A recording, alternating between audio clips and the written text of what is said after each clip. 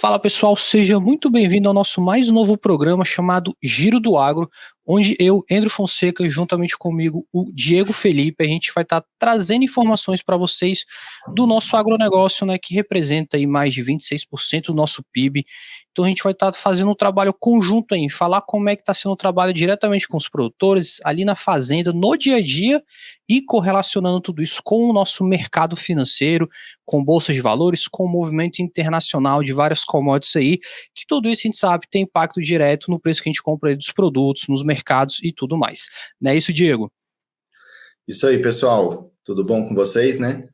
Sejam bem-vindos aí a essa nossa nova empreitada aí, né? O Giro do Agro, que a gente vai estar fazendo aí pelo menos uma vez por mês, fazendo um balanço, né, André? Um levantamento aí de tudo de relevante que aconteceu, que impactou principalmente na nossa cadeia agroindustrial, né? Então a gente Exatamente. tem essa semana aí uma movimentação, não só nessa semana, né, nos últimos 15 dias, em relação à questão dos fertilizantes, que a gente já tem falado aí desde aquele nosso outro vídeo, como que está impactando no agro, né? A gente já está aí com mais de um mês, né, de invasão da Ucrânia. Então, o que a gente tem notícia relevante, Andrew, é que o Conselho Agropecuário do Sul, que é um conselho formado pelos países Uruguai, Brasil, Argentina, Chile, Bolívia e Paraguai, ele acionou a FAO, né, que é o Departamento da ONU para a Alimentação, pedindo para que fosse retirada as sanções em cima dos fertilizantes, já que a gente vê que está impactando o mundo inteiro, né? Então foi feito esse pedido formal. Eu não sei se ele já foi lido ou já foi atendido, né, para liberar essas sanções em cima dos fertilizantes, usando a questão da segurança alimentar, da dependência que outros países têm disso aí, né, visto que a gente sabe que a Rússia, a região da Rússia, da Ucrânia e de Belarus, né, a Bielorrússia, são grandes exportadoras de fertilizantes e a nossa cadeia depende aí, né? Brasil, principalmente, 85% dessas importações de fertilizantes. A gente tem uma movimentação também do próprio Estados Unidos, né? Que é uma grande potência. Estados Unidos tem uma notícia aqui que vai investir mais de R$ 1 bilhão na sua produção de fertilizantes, incentivando a produção nacional através de um fundo de crédito, né? O Commodity Credit Corporation, que foi criado em setembro do ano passado para estar atendendo essas emergências, né? 250 milhões de dólares a gente convertendo aí nos dias de hoje. Então a gente vê que principalmente até as grandes potências, né, Andrew, estão se Uhum. movimentando aí para diminuir o impacto dessa oscilação do preço dos fertilizantes na sua produção, na sua cadeia de produção, né? Ah, exatamente. Esse impacto, né, a gente vem sentindo muito forte. E aí, quando a gente olha para o mercado, a gente vê, por exemplo, o potássio atingiu novos recordes, né, com os compradores pensando Brasil, Sudeste Asiático entrando em pânico com a falta das exportações da Rússia e da Belarus, né, como o próprio Diego falou. Então, impactando o preço do potássio, a gente vai ver isso na cadeia lá na frente também tendo impacto no preço para nós. Preços de ureia subiram em Báltico, no Mar Negro, na China e em vários outros lugares. Fosfato também fechando em recorde na Europa, América Latina, enquanto o enxofre no Brasil saltou, né? E também no Mediterrâneo. Então a gente está vendo aqui vários produtos ali que são atrelados a fertilizantes estão disparando o preço, né, Diego, com esse problema aí da invasão da Rússia na Ucrânia, que ali são as duas principais é, fontes, né, de fertilizantes para o mundo inteiro. E a gente vê que a Exato. guerra ali não é só questão geográfica, tem muito ali questão de dominância de commodity e de ativos atrelados às commodities que influenciam o preço, influenciam o crescimento econômico e poder de barganha. A gente tem também a notícia vindo da Índia, que essa é relevante porque a Índia nunca tinha feito isso antes, né? Não em registros nossos aqui, que ela vai restringir exportações do açúcar, com limite de 8 milhões de toneladas. E aí a gente sabe aí que você tem o açúcar é feito para vários produtos aí na cadeia industrial, então vai ter problemas também com o açúcar no fator global aí. Produção mundial de aço bruto em fevereiro apresentou uma queda de 5,7%, comparativo com fevereiro do ano passado, né, 2021. A gente tem um detalhe importante aqui que é a relação do petróleo, né? Isso porque esses recentes fatos aí foi do ex-presidente, não, o Lula, veio dando uma falácia de que o Brasil ele era autossuficiente de petróleo. Uhum. Ironicamente, como um grande burro que ele é, que essa é a verdade, o Brasil não é autossuficiente de petróleo e nunca vai Nunca ser. foi, né? Exatamente, nunca foi. Se a gente for parar para pensar, a Arábia Saudita, que tem a principal empresa no mundo do setor de petróleo e gás natural, que é a Saudi Aramco, que tem um market cap, um valor de mercado de um pouco mais aí de US$ 1 bilhão, né? Eles dependem também de petróleo. Eles fazem importações também de petróleo. Se você pegar os Estados Unidos, que é um dos principais do mundo de compradores de petróleo também, eles têm a ExxonMobil, eles têm Chevron, eles têm a Fechar, né? ConocoPhillips, e eles têm muitas exportações de petróleo. Só que eles também importam. Vide, né, Diego, a notícia que você viu ali com o Biden ali pensando ali quebrar algumas sanções com países socialistas, né? Exatamente, né? A gente viu essa movimentação aí do Biden se aproximando, né, do Maduro na Venezuela e do próprio regime do Irã, né, que outrora sofreu sanções e embargos, né, principalmente o Irã na questão do programa de enriquecimento de urânio, na Venezuela devido à situação política caótica que lá foi estabelecida, né, que a gente sabe que tem um grande potencial de produção que poderia desenvolver muito bem o país, né? Outra época também já passou por uma pujança, um desenvolvimento maior, mas a gente sabe que devido a alguns fatores aí, né, que depois futuramente a gente pode estar até abordando, foi totalmente sucateada a indústria do petróleo, né? Então, diante dessa movimentação que você comentou, né, Andrew, a questão do principal componente nosso, do fertilizante para a nossa agricultura é o NPK. Eu tenho um dado aqui, uma fonte, a gente vai estar mostrando para vocês aí, da Global Fert, nitrogênio, fósforo e potássio. Hoje, os maiores consumidores, né, de fertilizante, nitrogênio, China, Índia, Estados Unidos e Brasil. De fósforo, a gente tem a China também, em primeiro lugar, Uhum. Índia, Brasil, Estados Unidos. E potássio, China, Brasil, Estados Unidos e Índia.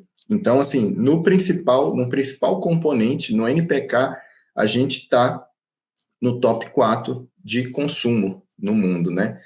E diante disso, Andrew, a gente viu aí a movimentação também nesses últimos dias, né, nesse último mês, do PNF, né, que é o Plano Nacional de Uhum. Fertilizantes, que busca justamente não reduzir totalmente, né, mas diminuir essa dependência externa do mercado de fertilizantes, para que essa oscilação no nosso mercado interno não seja muito grande e impacte diretamente o produtor. Então, hoje a gente depende 85% dessa importação dos fertilizantes, a ideia é que caia isso para 45%. Então, a gente tem estudos, metas, indicadores que estão sendo elaborados em conjunto, são 11 órgãos federais, né, que vão buscar justamente verificar isso aí, essa diminuição dessa dependência, né? A baixa competitividade da nossa indústria nacional desde os anos 80, da década de 80, que a gente não tem um plano forte de pujança da agricultura, né? Lá nos anos 70, 80, a gente teve o plano do Alisson Paulinelli, né? Que incentivou a Uhum. agricultura no nosso cerrado, mas desde então a gente tem passado por ciclos de crescimento do agro, mas agora esse é um plano que eu vejo assim, tem metas até 2050 e que, se realmente forem colocadas em prática, né, a gente vai estar levando aí uma maior soberania nacional tecnológica, incentivo à produção, incentivo às indústrias nacionais, né? Então eu vejo assim com bons olhos para estar diminuindo essa vulnerabilidade nossa que está associada à geopolítica, à logística, ao câmbio, né? Exatamente. Aí quando você reduz essa dependência de outros países, fato como o que está acontecendo atualmente da guerra, vai ter um impacto muito menor. A gente vai conseguir reduzir esse tipo de impacto no nosso dia a dia, nos produtos que a gente vai consumir aqui e no que a gente vai estar produzindo. E com isso, a gente tem um fechamento da semana, assim, que a gente pode ver o ouro com uma alta de 1,57%, né? O ouro, como é dito, como uma reserva de valor em meio a incertezas do mundo, ainda por conta, né, dessa fim da guerra, não vai ter fim da guerra, vai ter reunião, não tem, aí tem desavenças, muitas notícias para um lado, para o outro, mas sem resultados para dizer de um fim da guerra ali. O petróleo Brent, né, que é o que a Petrobras se baseia para fazer a paridade da gasolina que a gente vê aqui no Brasil, teve uma alta muito forte nessa semana, mais de 10% de alta, então tem impacto aí na nossa bomba. Vai ter um vídeo especial só falando sobre petróleo, por que tem a paridade do Brent com o dólar e por que a gasolina no Brasil ela tem esse preço, mas a gente já adianta para vocês que a alta da gasolina no Brasil não é exclusivo só aqui no Brasil, né? Teve uma alta também muito forte em vários outros países, né? O brasileiro Uhum. gosta muito de se comparar com os Estados Unidos. Lá, salvo engano, foi mais de 30% de alta no preço da gasolina para eles. Só que lá a economia é completamente diferente da nossa. Então, comparar com a alta de lá com a nossa é muito errado fazer isso, né? A gente vê que É muitas mídias desleal, né? fazem isso. Exatamente. O custo de vida, né, o poder de aquisição do norte-americano é muito diferente do brasileiro. Então, São fazer vários esse fatores que comparativo, estão atrelados. exatamente, fica muito desleal, como você mesmo falou, né? Injusto. A gente tem das commodities falando do milho, uma alta de 0,41, soja disparando 1,45%.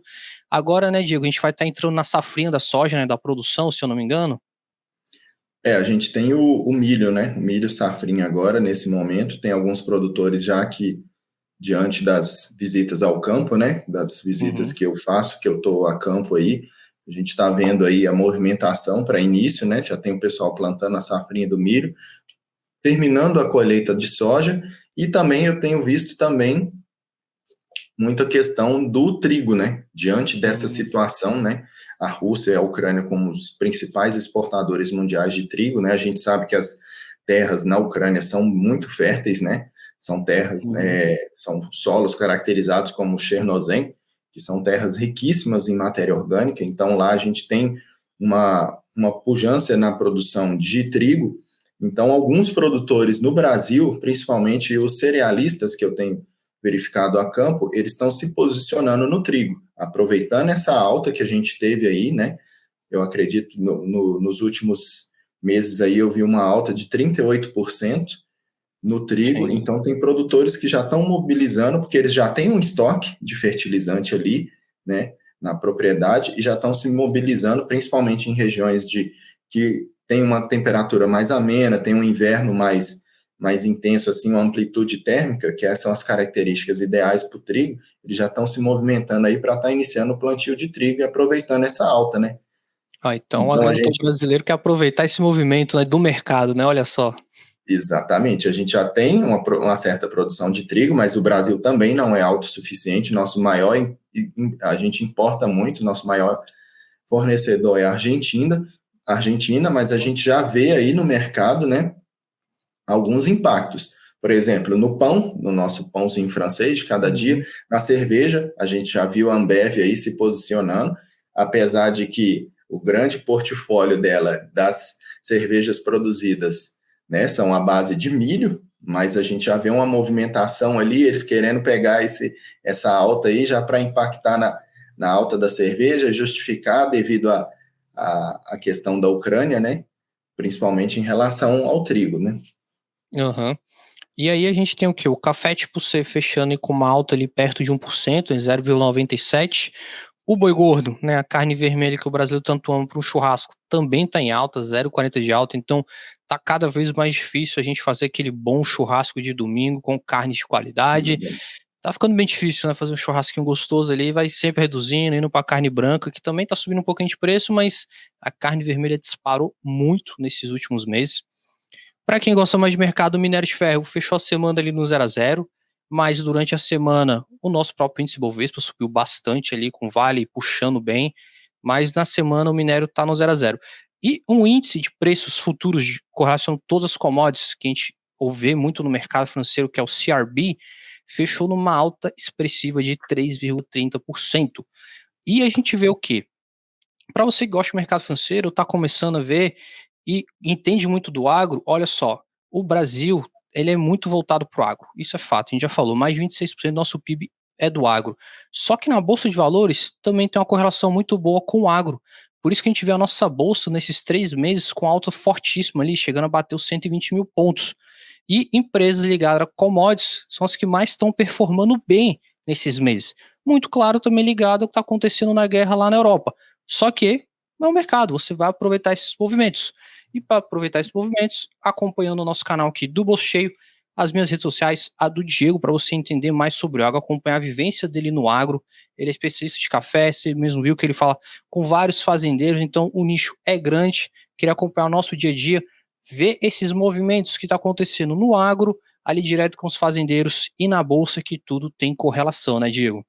Exatamente, a gente vê aí essas empresas, né? Já convido ao pessoal que gosta desse conteúdo, que assiste a gente aí já, para estar se inscrevendo nos nossos canais, né? Deixando aquele joinha e tá incentivando, compartilhando com a galera aí, para estar levando mais conhecimento, principalmente para o pessoal, eu digo para o mercado consumidor também, né? Para estar entendendo como que é toda essa nossa logística no Brasil, né, Andrew? Como que tudo isso funciona, como que impacta diretamente, porque eu vejo assim, no Brasil, por mais que a gente dependa, um quarto do nosso PIB aí é da agroindústria, do agro, né? A gente ainda vê uma desconexão muito grande entre o campo e a cidade, né? Então, muitas das vezes a gente vê pessoas aí saindo na mídia falando bobeira, né? Porque não conhece essa realidade, não entende como que funciona, né? Então, a gente tem aí também, como você mencionou, as empresas do agro em forte alta devido a essa questão, né? A questão dos fertilizantes, a questão do aumento da demanda de alimentos, né? Então, a gente está vendo essa movimentação aí no mercado e vale a pena todo mundo ficar de olho, né? Para aproveitar também, né? As opções que a gente tem aí na bolsa, né? O Andrew também é aí especialista, né? Nessa parte e pode estar agregando muito aí. Exatamente. O nosso intuito é justamente trazer essa conexão, né, que no Brasil ela não existe, né, tem um gap muito grande entre as duas áreas que elas têm correlação muito forte com o nosso dia a dia, só que a gente não conecta elas ali por recorrência mesmo e até às vezes falta de informação de qualidade. E agora aqui no Bolso Cheio e no próprio canal do Diego, a gente vai estar trazendo essa conexão, conectar esses dois mundos, que eles não são tão diferentes assim, são muito entrelaçados. Então a gente vai estar trazendo clarez, né? Vai clarear para vocês aí as informações, como estão as movimentações direto com o agro, direto no mercado, os impactos no nosso preço ali como consumidor final. Não se esqueça, comente o que você vem achando do nosso mercado do agro. Se você é produtor, o que você está vendo? Você que está na linha de frente aí da produção, como é que está o seu sentimento a respeito disso? Compartilhe com os amigos e acompanhe a gente nas redes sociais. Um grande abraço. Isso aí, valeu, pessoal. Obrigado aí. Compartilha aí.